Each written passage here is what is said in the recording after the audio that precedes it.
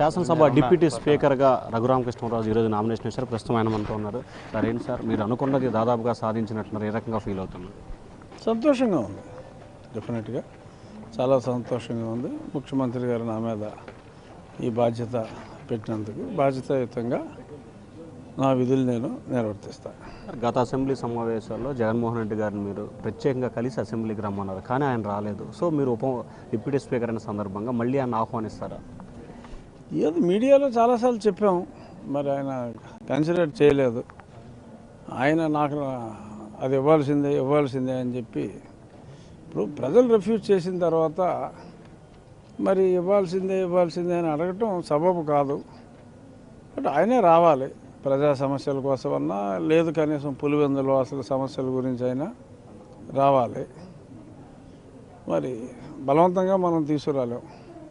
జనరల్గా వరుసగా 6 నెలలు లేకపోతే ఎందుకని రావట్లేదని ఒక నోటీస్ ఇవ్వటం ఉంటుంది. బట్ దానికి డిస్క్వాలిఫికేషన్ ఏమి ఉండదు. ఆయన ఏదో కారణం చెప్తారు. సో కాబట్టి మనం ఏం చేయలేం. నిన్న షర్మిల ఒక లేఖ రాసింది వైసీపీ ఎమ్మెల్యే మొత్తానికి, మీరంతా రాజీనామా చేసి మళ్ళీ ఎన్నికలకు వెళ్ళండి, రెఫరెండంగా భావించండి, మేము గెలిచినా కానీ శాసనసభకు వెళ్ళమని చెప్పి. సో దాన్ని ఎట్లా తీసుకుంటారు? అంటే షర్మిల గారు మాట్లాడిన దాంట్లో న్యాయం ఉంది. మీరు వెళ్ళము అని చెప్పి కూడా వెళ్ళి అయినా సరే నెగితే అప్పుడు చూద్దామని చెప్పారు. ఆవిడ కోరికలో న్యాయం ఉంది, కానీ మళ్ళీ వెళ్తే 11 ఒకటైపోయి ప్రమాదం ఉంది. అందుకని చెప్పి వాళ్ళు అది చేయరు. గత ప్రభుత్వం మంచి పాలన అందించారు, కానీ కూటమి ప్రభుత్వం అభివృద్ధి సంక్షేమం ఏమీ లేదని కొద్దిసేపు క్రితం మీడియా సమావేశం పెట్టి చెప్తున్నాడు. అప్పుల కుప్పగా ఆంధ్రప్రదేశ్ని మార్చారంటారు. అప్పుల కుప్పగా ఆంధ్రప్రదేశ్ని మార్చింది ఎవరు? జగన్మోహన్ రెడ్డి గారు. దాని గురించే నేను ఎన్నోసార్లు కేంద్రంలో ఢిల్లీలో నన్ను కూర్చోబెట్టినప్పుడు చాలా కంప్లైంట్స్ కూడా ఇవ్వటం జరిగింది. అప్పుల కుప్పగా మారిన మాట నిజం. బట్ దానికి కర్త కర్మ క్రియ అన్నీ జగన్మోహన్ రెడ్డి గారే. ఫైనల్గా సోషల్ మీడియా వ్యవహారాన్ని మీరు ఏ రకంగా తీసుకుంటారు? సో ప్రధానంగా కడప జిల్లాలో వర్రా రవీంద్ర రెడ్డి విషయం సీరియస్గా సోషల్ మీడియా యాంటీ సోషల్గా మారినంతసేపు ఇబ్బంది లేదు. వ్యక్తిగతంగా కుటుంబంలో ఉన్న స్త్రీలని పిక్చర్లోకి తీసుకొస్తే చట్టాలు మారిపోతాయి. అది స్త్రీని అవమానించినట్టుగా ఉంటుంది. సో కాబట్టి అటువంటి వారిని చాలా దారుణంగా శిక్షించాలి. మోడెస్టీ ఆఫ్ ద ఉమెన్ని కించపరిస్తే ఎవరు ఊరుకోరు. ఓకే, మేము పొలిటీషియన్, మా పరిపాలన బాగోలేదు, ఈ పరిపాలన బాగోలేదు అని రాయండి, సోషల్ మీడియాలో పోస్టులు పెట్టండి, తప్పులేదు. ఆయన భార్య ఇలాగా లేకపోతే ఆయన చెల్లిలాగా అని ఇటువంటి కువిమర్శలు చేయటం అది క్షమించరాని నేరం. సో వర్రా రవీందర్ రెడ్డి ఆ తప్పులే చాలా ఎక్కువగా చేశాడు. ఇది వాళ్ళకి అప్పుడు అలవాటుగా మారింది. కుటుంబాల మీద కామెంట్ చేయటం అనేది డెఫినెట్గా చాలా ఇంకా ఎక్కువ శిక్ష వాళ్ళకి పడాలి. అటువంటి వాళ్ళ మీద తప్ప అప్పుడు గతంలో ఏదో ఒక సభ్యతతో కూడిన ఒక యాంటీ గవర్నమెంట్ ఒక మెసేజ్ని ఫార్వర్డ్ చేసినందుకే రంగనాయకమ్మ గారి మీద మరి ఎక్కడి నుంచో ఏదో పోలీస్ స్టేషన్లో బుక్ చేసి ఎక్కడికో తీసుకెళ్ళి హెరాస్ చేశాడు అప్పుడు సునీల్ కుమార్. సో మరి అటువంటి ఉన్మాదులైన పోలీసు వ్యవస్థ ఉంది. మరి ఇటువంటి వారిని పెద్దవాళ్ళని కూడా వయసు మళ్ళిన వాళ్ళని కూడా ఈ రకంగా హెరాస్ చేశారు. ఇప్పుడు సభ్యతతో కూడిన మెసేజ్లు పెట్టిన వాళ్ళ మీద ఎటువంటి చర్యలు లేవు. కేవలం జుగుప్సాకరంగా కుటుంబాలని కించపరిచే విధంగా, మహిళల్ని కించపరిచే విధంగా మాట్లాడినప్పుడు ఈ యాక్షన్ కూడా సరిపోదు, ఇంకా సీరియస్గా ఉండాలి. సార్ ఫైనల్గా భార్గవ్ రెడ్డి సోషల్ మీడియా ఇన్ఛార్జి బాధ్యతలు స్వీకరించిన తర్వాత ఈ రకమైన పోస్టులు పెడుతున్నాం ఉన్నారు. అలాగే అవినాష్ రెడ్డి ఆయన పిఏ రాఘవరెడ్డి చెప్పిన ప్రకారం పోస్టులు పెట్టండి, వర్రా పోలీస్ స్టేట్మెంట్ ఇచ్చారు. దీన్ని ఎట్లా తీసుకోవాలి? అంటే పోలీస్ స్టేట్మెంట్ ఇవ్వచ్చు, మళ్ళీ వర్రా ఏదో నేనేం చెప్పలేదు అని ఏదో చెప్పినట్టున్నాడు. ఏదేమైనా అయితే వర్రా ఇవ్వాలి, లేదంటే ఇప్పుడు నేను అలా చెప్పలేదు అంటే వర్రా ఎలాగో దొరికేసాడు, ఆ పోస్టులు అతనే పెట్టాడు కాబట్టి. సో వర్రాకి వర్రీ తగ్గాలంటే నిజం చెప్పాలి. నిజం చెప్పకపోతే మరి ఇతనే సఫర్ అవుతాడు. నిజంలో ఎవరు ఉండొచ్చు అంటారు సార్? ఇంకెవరు ఉంటారు? సోషల్ మీడియా ఇన్ఛార్జే ఉంటారు. డిప్యూటీ స్పీకర్ అయిన సందర్భంగా మళ్ళీ ఆయన ఆహ్వానిస్తారా?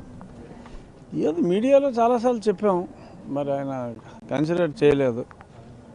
ఆయన నాకు అది ఇవ్వాల్సిందే అని చెప్పి ఇప్పుడు ప్రజలు రిఫ్యూజ్ చేసిన తర్వాత మరి ఇవ్వాల్సిందే అని అడగటం సబబు కాదు. బట్ ఆయనే రావాలి, ప్రజా సమస్యల కోసమన్నా లేదు కనీసం పులివెందుల వాసుల సమస్యల గురించి అయినా రావాలి. మరి బలవంతంగా మనం తీసుకురాలేం. జనరల్గా వరుసగా 6 నెలలు లేకపోతే ఎందుకని రావట్లేదని ఒక నోటీస్ ఇవ్వటం ఉంటుంది. బట్ దానికి డిస్క్వాలిఫికేషన్ ఏమి ఉండదు. ఆయన ఏదో కారణం చెప్తారు. సో కాబట్టి మనం ఏం చేయలేం. నిన్న షర్మిల ఒక లేఖ రాసింది వైసీపీ ఎమ్మెల్యే మొత్తానికి, మీరంతా రాజీనామా చేసి మళ్ళీ ఎన్నికలకు వెళ్ళండి, రెఫరెండంగా భావించండి, మేము గెలిచినా కానీ శాసనసభకు వెళ్ళమని చెప్పి. సో దాన్ని ఎట్లా తీసుకుంటారు? అంటే షర్మిల గారు మాట్లాడిన దాంట్లో న్యాయం ఉంది. మీరు వెళ్ళము అని చెప్పి కూడా వెళ్ళి అయినా సరే నెగితే అప్పుడు చూద్దామని చెప్పారు. ఆవిడ కోరికలో న్యాయం ఉంది. కానీ మళ్ళీ వెళ్తే 11 ఒకటైపోయి ప్రమాదం ఉంది. అందుకని చెప్పి వాళ్ళు అది చేయరు. గత ప్రభుత్వం మంచి పాలన అందించారు, కానీ కూటమి ప్రభుత్వం అభివృద్ధి సంక్షేమం ఏమీ లేదని కొద్దిసేపు క్రితం మీడియా సమావేశం పెట్టి చెప్తున్నాడు. అప్పుల కుప్పగా ఆంధ్రప్రదేశ్ని మార్చారన్నాడు. అప్పుల కుప్పగా ఆంధ్రప్రదేశ్ని మార్చింది ఎవరు? జగన్మోహన్ రెడ్డి గారు. దాని గురించే నేను ఎన్నోసార్లు కేంద్రంలో ఢిల్లీలో నన్ను కూర్చోబెట్టినప్పుడు చాలా కంప్లైంట్స్ కూడా ఇవ్వటం జరిగింది. అప్పుల కుప్పగా మారిన మాట నిజం. బట్ దానికి కర్త కర్మ క్రియ అన్నీ జగన్మోహన్ రెడ్డి గారే.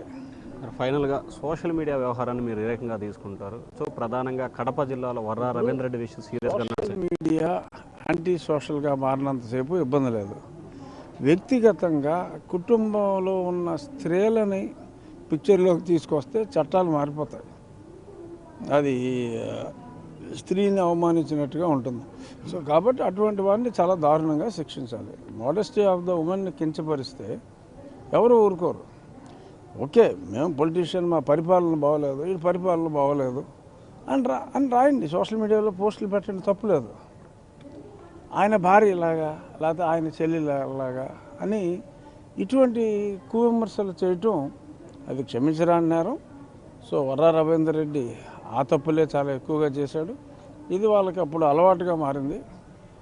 కుటుంబాల మీద కామెంట్ చేయటం అనేది డెఫినెట్గా చాలా ఇంకా ఎక్కువ శిక్ష వాళ్ళకి పడాలి. అటువంటి వాళ్ళ మీద తప్ప అప్పుడు గతంలో ఏదో ఒక సభ్యతతో కూడిన ఒక యాంటీ గవర్నమెంట్ ఒక మెసేజ్ని ఫార్వర్డ్ చేసినందుకే రంగనాయకమ్మ గారి మీద మరి ఎక్కడి నుంచో ఏదో పోలీస్ స్టేషన్లో బుక్ చేసి ఎక్కడికో తీసుకెళ్ళి హెరాస్ చేశాడు అప్పుడు సునీల్ కుమార్. సో మరి అటువంటి ఉన్మాదులైన పోలీసు వ్యవస్థ ఉంది. మరి ఇటువంటి వారిని పెద్దవాళ్ళని కూడా వయసు మళ్ళిన వాళ్ళని కూడా ఈ రకంగా హెరాస్ చేశారు. ఇప్పుడు సభ్యతతో కూడిన మెసేజ్లు పెట్టిన వాళ్ళ మీద ఎటువంటి చర్యలు లేవు. కేవలం జుగుప్సాకరంగా కుటుంబాలని కించపరిచే విధంగా, మహిళల్ని కించపరిచే విధంగా మాట్లాడినప్పుడు ఈ యాక్షన్ కూడా సరిపోదు, ఇంకా సీరియస్గా ఉండాలి. సార్ ఫైనల్గా Bhargav Reddy social media incharge బాధ్యతలు స్వీకరించిన తర్వాత ఈ రకమైన పోస్టులు పెడుతున్నామన్నారు. అలాగే అవినాష్ రెడ్డి ఆయన పిఏ రాఘవరెడ్డి చెప్పిన ప్రకారమే పోస్టులు పెట్టని వర్రా పోలీస్ స్టేట్మెంట్ ఇచ్చారు. దీన్ని ఎట్లా తీసుకోవాలి? అంటే పోలీస్ స్టేట్మెంట్ ఇవ్వచ్చు, మళ్ళీ వర్రా ఏదో నేనేం చెప్పలేదు అని ఏదో చెప్పినట్టున్నాడు. ఏదేమైనా అయితే వర్రా ఇవ్వాలి, లేదంటే ఇప్పుడు నేను అలా చెప్పలేదు అంటే వర్రా ఎలాగో దొరికేసాడు, ఆ పోస్టులు అతనే పెట్టాడు కాబట్టి. సో వర్రాకి వర్రీ తగ్గాలంటే నిజం చెప్పాలి. నిజం చెప్పకపోతే మరి ఇతనే సఫర్ అవుతాడు. నిజంలో ఎవరు ఉండొచ్చు అంటారు సార్? ఇంకెవరు ఉంటారు? సోషల్ మీడియా ఇన్ఛార్జే ఉంటారు.